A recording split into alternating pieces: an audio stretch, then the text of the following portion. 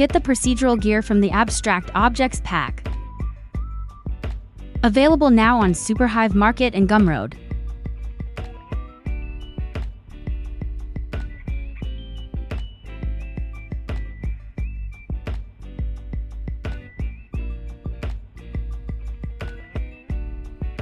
To begin, let's navigate to the outer section of the Fillet panel first. Observe the shape of the gear tooth when this parameter is set to 0. If you require the internal recess to also feature a gear profile, simply enable the inner fillet option.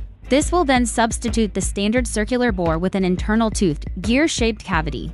Using the count parameter within the main shape panel, we control the total number of teeth on the object. Adjacent to that is the gear's thickness, controlled by the thickness parameter, crucially.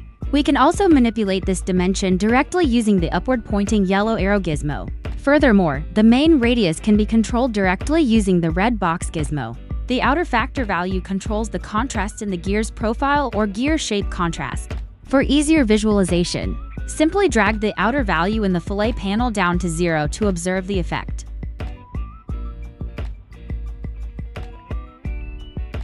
Since this 3D product utilizes a Boolean modeling approach, the View Boolean checkbox allows us to inspect the cutting objects or cutter meshes used to sculpt and define the gear shape.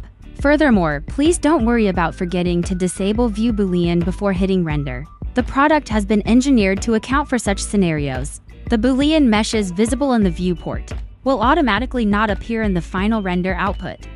The inner Boolean panel grants us control over the internal cutouts or voids within the gear's structure.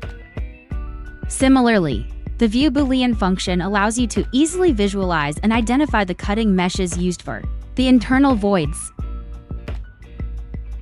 Next, the outer Boolean section addresses the chamfering of the gear's edges.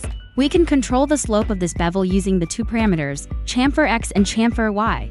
The offset factor dictates the proximity of the cutter meshes to the gear body, and a dedicated upward-pointing blue box gizmo allows us to interact with this value directly in the 3D viewport.